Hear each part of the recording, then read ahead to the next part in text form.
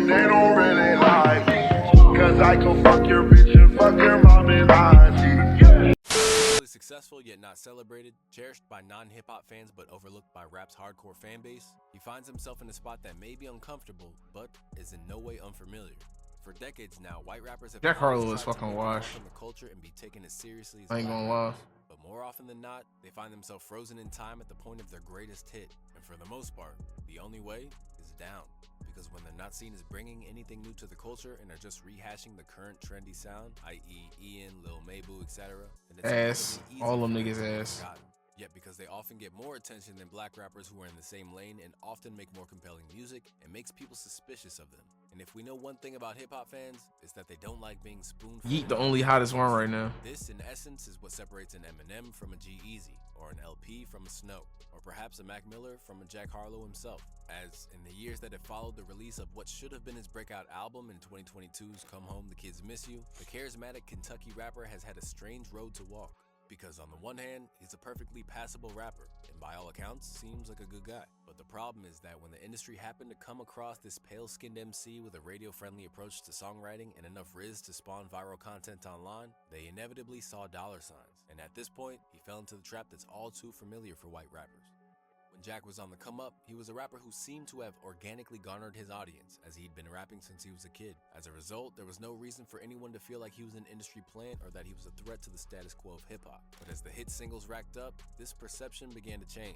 And as Sean C. argues, when it comes to Jack being accepted among the ranks of mainstream hip-hop, the success of What's Poppin' and later First Class was a gift and a curse that changed how the culture treated him. Suddenly thrust into a lane of megastars who attend fashion shows, Jack was on top of the world as he approached the release of Come Home, The Kids Miss You. So much so that in a 2022 interview with Rolling Stone, he basically told them that he was going to be the king of hip-hop. Being number one is what made him He's in the dog pile. I want to be the face of my generation for these next 10 years. We need more people in my generation that are trying to be the best. And you can't do that with just ear candy vibe records. You gotta come out swinging sometimes. A press run that hyped him up as though he truly was the next up, Jack clearly articulated the lead he thought he was in during every press obligation around that time. And that was one of the leaders of the new school. I mean, yeah, absolutely. You know, you get pushed the same way that Cole, Kendrick, Drake, they were keeping each other in mind to some degree over the 2010s and pushing each other. Huge shout out to Doja. You have like Lil Baby. Lil Baby's amazing. I think Baby Keem has a massive trajectory. There's a lot of good ones.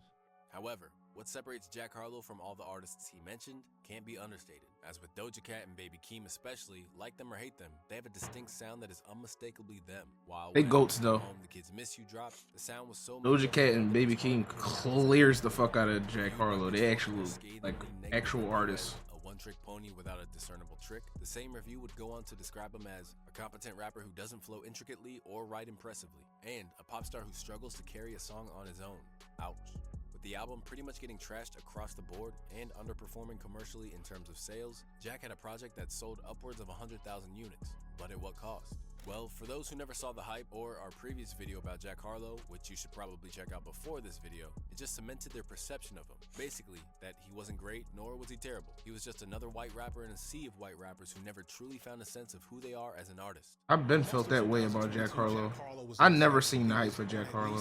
2 top hits that I feel like happened last year. There was countless discourse about him online. He won a BET award, made a movie, hosted a college football music was boring to me. Quickly laid an egg with his subsequent major release before then disappearing to regroup and figure out what the went wrong. It was an immense musical anticlimax that I think a lot of people saw coming, but more and more people were happy to see happen. Something about Harlow's rise to fame rubbed a lot of people the wrong way. It was a bit of a paradox though, because while Harlow had so much fanfare and hype as well as hate, his actual music was just mid. It was like perfectly in the middle and disposable, which is probably why he didn't go anywhere, but it didn't make sense that he had so much hype and hate in the first place.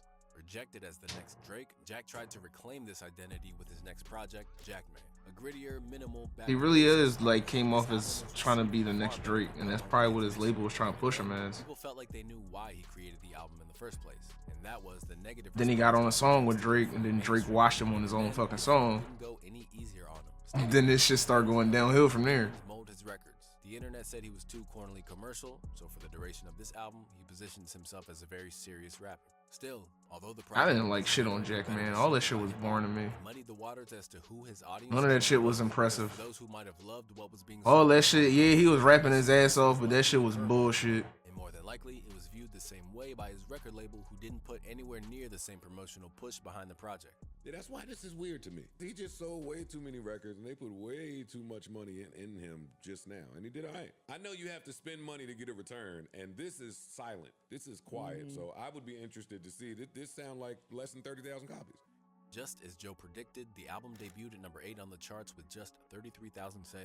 Yet, without dwelling on it for too long or even touring his new album. That's still better than most people, though. 33,000 is not entirely terrible. Released just 7 months after Jackman didn't spawn a single hit, Lovin' On Me became a number 1 without anyone really understanding what happened. A catchy, radio-friendly pop tune, its rise was so inconspicuous that Yassine rightfully declared that it was the fakest number 1 ever on Twitter. As for how he did it, the answer, as is always the case with Jack, is that it was nothing new. Instead, it was merely relying on a formula that had worked the last time he scored a chart-topping hit right down to its rollout. Definitely the sample, said Kyle Dennis of Billboard. That melody coupled with a beat that feels familiar enough to recall Drake's The Motto, but distinct enough to feel like it's its own entity, makes for a track with several key components to latch onto. More importantly, like First Class, Lovin' On Me finds Jack rapping to the ladies, and there isn't much of that. I only like First Class because of the fucking sample. The same kind of TikTok marketing that helped make First Class a hit and focusing on his female fans. You could have put anybody else on that fucking song.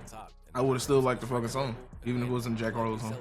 Considering how this formula paid off again, it seems highly unlikely that he'll be given the chance to do a record like Jackman again. Because whether he'd like to accept it or not, 3 number 1s in 3 years means he's a... I guess they try. That's why they try and push him in movies and shit now. But it isn't so much because bro don't hold no spot in this in rap or hip hop. Because this is just or not, they're always seeking the shit is mid. Superstar. A nigga shit is boring and shit is mid. Most people are like, oh yeah, here's a new one. And they adopt kind of the hip hop style, add nothing to it, move from it, and people kind of forget about him. And then the next one comes in, do the same thing. With Jack Harlow, I think people look at him as so much more authentic because he is or comes across as such a nice dude. And he seems really respectful for the most part of other cultures and their demographic from what I've seen. Never have I seen that level of personality able to carry someone so far when the music is just so average. There's nothing about it that takes anything farther. I don't know what it is about white artists that just makes it so, yeah, this is the one. When there are a million other of the exact same of this guy that are black, that do the same thing and that do it better for the most part. As crazy. Being a conspiracy hypothesis, this is a well-documented thread throughout Vanilla Ice. Jack Harlow is the Vanilla Ice for just a white kid trying to step into a world where he was the outlier. Vanilla Ice's success taught the music industry a valuable lesson, and that was bro, he gonna have to get into acting because like, bro, hip hop it ain't that for him. It's just not. Figurehead was essential. They embraced me, man, and my whole crowd was always black. I never thought I'd ever play for white people until my music went number 1. And when it went number 1, I went from smaller crowds to huge stadiums. In rap music, it just hadn't been done like that before. So for me, I was just like, whoa. With Ice Ice Baby, the music industry had pulled off a successful experiment and have tried to go back to the well ever since with questionable success. For Ice's part, he admitted back then that his success came to a certain level of manufacturing, as well as his skin tone. Being white helps me, I guess. But I wish it didn't. Yeah, he cool when he acted and shit. He was cool in the Lil Dicky show. It depends on the contract you sign with the record company. They can make you number 1 if they push you. As long as this nigga stay far away from music, it should be good. He should be fine. He should be good. Also set the precedent of being accused of co-opting the culture. Chewed out by Arsenio Hall for lying about his background, Vanilla Ice was one of many white rappers who'd come into hip-hop without ever truly advancing it. Instead, he towed the line of what was popular and reaped the rewards. And while he just like Vanilla Ice, best of intentions, ultimately, money talks. Nigga done with music. He doing like home shows and shit now. I was 19 at that time. Getting it somewhere else. It's like, what do you want me to do? At that point, the hip-hop community had kind of labeled me a sellout. So I did. I sold out. I took the money. I sold way out. And I think anybody in my shoes would have done the same damn thing. Although he's nowhere near viewed as a sellout to the same extent as Vanilla Ice, there's no denying that Jack is undergoing a process of corporatization. Suddenly given brand deals with Doritos, KFC, New Balance, and others, Jack even recently made the transition into acting with White Men Can't Jump. In some ways, a move that can be seen as his... Yeah, they gonna keep pushing him into acting. The soundtrack to the Teenage Mutant Ninja Turtles movie with Ninja Rap. To make matters worse, he was suddenly being compared to other people who transitioned from... Because they not gonna get their money back. Respected by the culture. And when he was hit with one comparison in particular, doing albums for him. clearing these expensive ass samples and shit and nobody listening to it. That's a waste of money. What does that mean to you? So nigga, we gonna put you in some acting classes, you gonna do some movies and make the money back. Another way. I like Okay. Mark Wahlberg, so I'll take that. Suddenly taken from being positioned next to Drake and calling himself the hardest white dude since the one with vomit on his sweater, to being compared to Marky Mark, it's clear that whatever ideas Harlow has about himself and his place in hip-hop, the industry have other plans.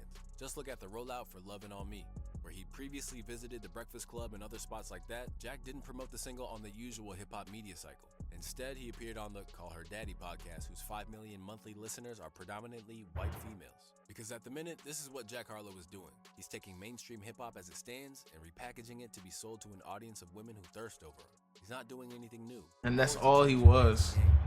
That's all it was. That remains the case. He'll always be Bitches just was thirsty over this nigga. This is also where That's really was it. But he had to learn the hard way that he had to find a sound of his own. Eminem knows, This is just wanted to fuck Jack Harlow. life, that his skin color is actually kind of going to be a Didn't really care about his music. Nobody wants another corny white guy trying to be black and trying to rap. And he had to learn this the hard way with his first independent album, Infinite, which sold like 5,000 records. Once Infinite flopped, the Slim Shady persona was born, and the rest, as they say, is history. Similarly, this is a crucial difference to Mac Miller, who actively found his own niche in the game and was universally loved for it.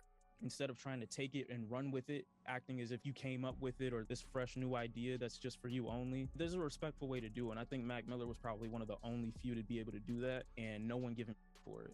While no one is saying that Jack Harlow isn't capable of doing something genre-bending in his own right, the problem was that where Mac and Eminem both pivoted in their career, Jack is now in the era of his career where he's a chart topper. And at that point, there's too many eyes on you to be risky and experiment in the same way. And unfortunately for white rappers, all it takes is one misstep and you're cemented into a space you can't get out of. For example, just look at Macklemore. Once Thrift Shop took off, he was seen as a commercial entity. That nigga was always ass to me. Further solidified that. Then the unthinkable happened and he won a Grammy for Best Rap Album over Kendrick Lamar. But rather than embrace Terrible. it, he apologized to K-Dot publicly and was immediately accused of pandering. And no matter what happens now, it's still the first thing people think of when his name pops up. And I'm struggling with my own, like, damn, I'm benefiting from the system that I've been calling out since I was 20 years old. And here I am at the highest level of artistic merit, the Grammys, and here I am benefiting from this same that I've been talking about. So I was conflicted. People want to say, like, oh, it was guilt. He just feels guilty about being white. It's like, that's so surface level. Was there air of that? Absolutely. Was that the reason? Absolutely not. At the forefront. By saying that K-Dot's music was more worthy of the recognition than his, he basically openly admitted that he was merely emulating the culture, not advancing it. Much like Macklemore, Jack Harlow hasn't necessarily done anything to disprove that theory either. And now that the label understands his earning power, it's likely to be all take from here on out, whether or not that's his intention or not. No matter how much a white rapper tries to be respectful and tries not to be harmful, the forces of capitalism and commerce at these corporations, they're going to use whiteness and that person as a spear to penetrate every other aspect of the culture. And even as they're just minding their business and trying to make art, the harm will follow them regardless of how hard they try to avoid it. No matter how much effort is being put into the culture, no matter how much genuine talent is present in these white artists, their whiteness will always be the most important and valuable aspect of their art. It legit sucks for them. Positioned as a hitmaker rather than a true hip-hop artist, Jack Harlow has been handed the baton by major labels to lead as the next big white artist. With his Definitely has. Continue to drip feed him hit songs. And this shit is a wrap. In a tough spot. He can either follow the white rapper formula of guarantee. Yeah, it's a wrap for your man, Jack Harlow. Being forgotten in hip-hop's history books, or he could dig deep. Don't be looking for another fucking Jack Harlow album for a long ass time. A genuine genre-bending album. Only time will tell which path he chooses. Better go see that nigga movies though. Been made about Funimation.